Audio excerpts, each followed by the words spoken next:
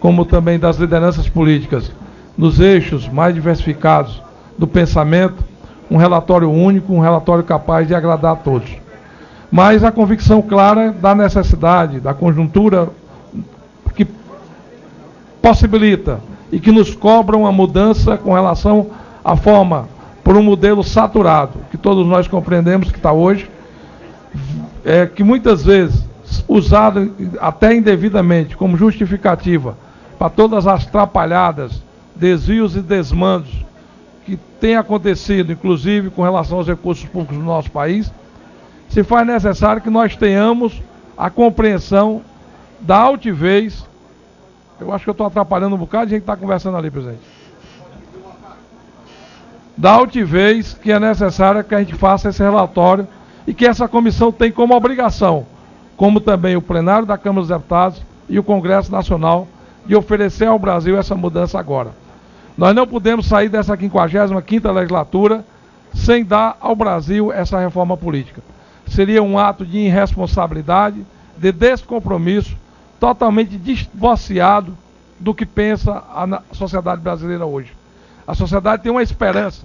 Eu tenho feito esse debate, inclusive ontem estava em Vitória, no Espírito Santo, e que, no debate, inclusive, com pauta sobre a revisão do Pacto Federativo, e diversos oradores que ali se pronunciaram, colocaram como anterior, inclusive, à revisão do Pacto, a necessidade dessa reforma política para dar uma maior representatividade aos representantes do povo, para aproximar o eleito do eleitor e buscar com isso exatamente uma maior transparência e uma diminuição de custo com relação às campanhas eleitorais.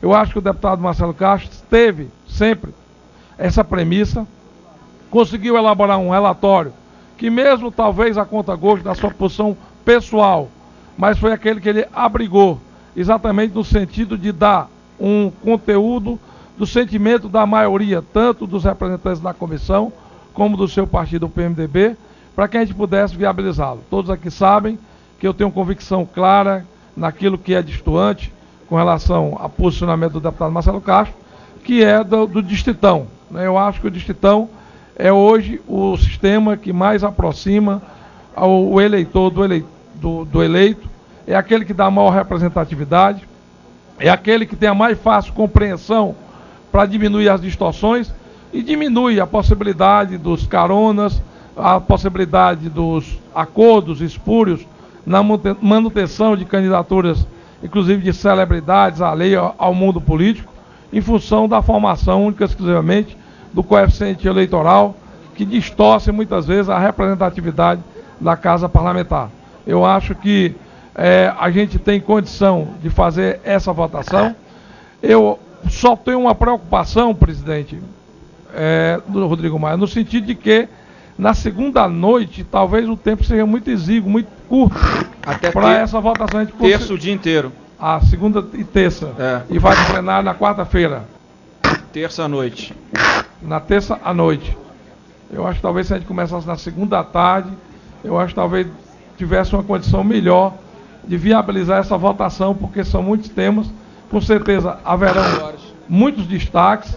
E acho que segunda à tarde, eu acho que a gente tem condições de estar todos aqui já para iniciar essa votação com tempo hábil, para que até terça-feira, no começo da noite, final da tarde, a gente tenha concluído essa votação. Até porque tem temas que não tem a convergência e não tem o consenso de todos. Mas eu acredito que a gente precise avançar com relação a essa questão. Outra coisa que me preocupa, deputado Marcelo Castro, é que eu não vi no relatório último apresentado aquelas pontos que nós tínhamos levantado, inclusive que estavam na sua cartilha inicial, com relação à redução do prazo de campanha e com relação ao barateamento da campanha. É porque estão no projeto de lei que nós estamos finalizando também. E vai ser apresentado quando? Proximamente. Mas tem que votar conjuntamente, não? Não, primeiro vota a PEC, depois vota o projeto de lei, porque um está subordinado ao outro. É porque o prazo de vigência nosso, para poder ter vigência no ano que vem... Junto os dois.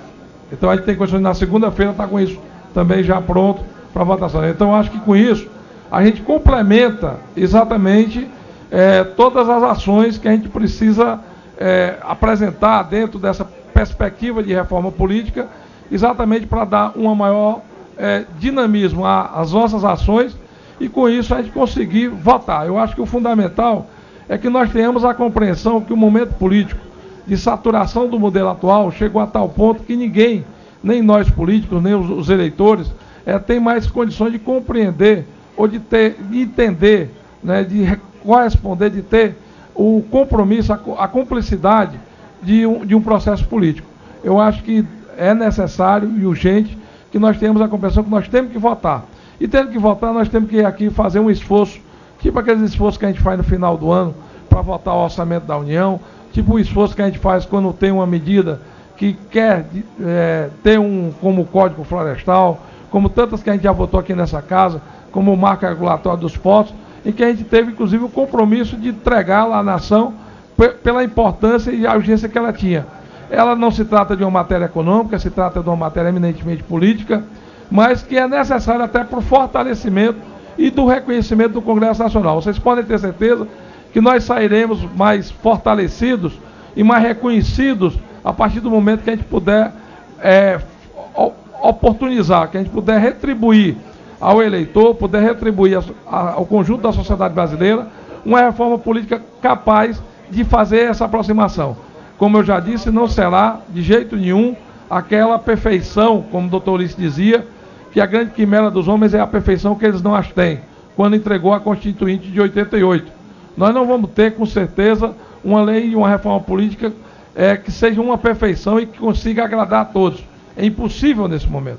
Mas será, com certeza, aquilo que a gente poderá, de imediato, oportunizar para que a gente possa melhorar tanto o processo eleitoral, como também o processo eletivo, o processo das eleições, garantindo, sim, essa continuidade dentro de uma corresponsabilização da sociedade com o Congresso Nacional. E o PMDB tem tido essa preocupação. Eu acho que o debate aberto, exatamente pelo vice-presidente Michel Temer, que esteve aqui nessa comissão conosco, né, defendendo, inclusive, a possibilidade de um diálogo maior na construção exatamente desse relatório, foi no sentido que a gente pudesse, inclusive, participar, né, de um diálogo mais aberto, mais fraterno, mais coerente, exatamente com aquilo que a gente acredita que possa ser viabilizado, possa ser votado e possa ser compreendido. Então eu acho que essa comissão tem que ter esse compromisso.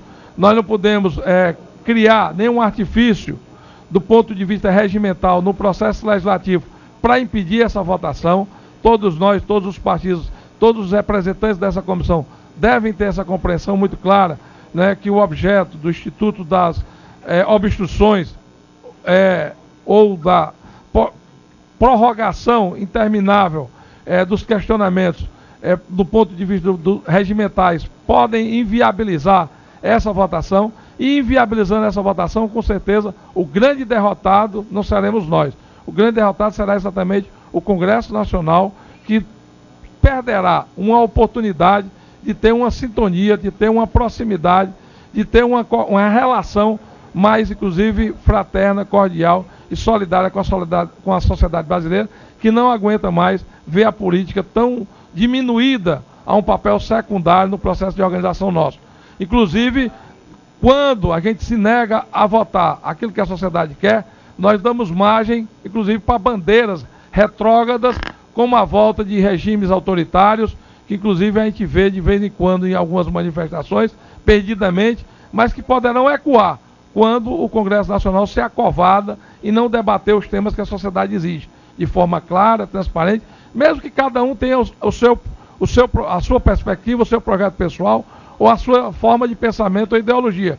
Mas essa é uma casa de debate, é uma casa que se pode formar maiorias, é uma casa que tem o instrumento do voto no poder da decisão. E nós que pregamos a democracia, temos que ter a responsabilidade e o compromisso em aceitar o contraditório, inclusive de aceitar até que pontos de vista pessoais sejam superados por outros, mas que mesmo assim, dentro do compromisso do princípio democrático, de termos a construção de maiorias que possam dar esse conteúdo, que possam corresponder a essa expectativa, nós precisamos assumir o compromisso que possa ser votado esse projeto. Eu acho que não tem nada mais importante esse ano para o Congresso Nacional do que a votação da reforma política.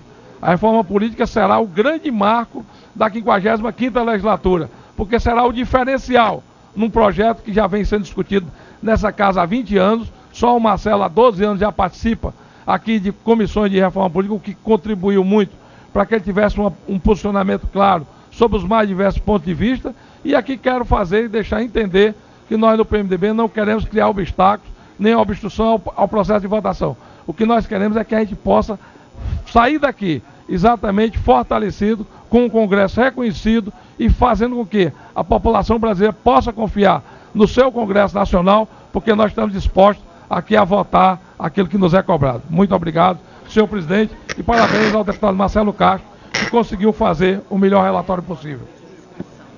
Deputado Daniel Almeida. Senhor presidente,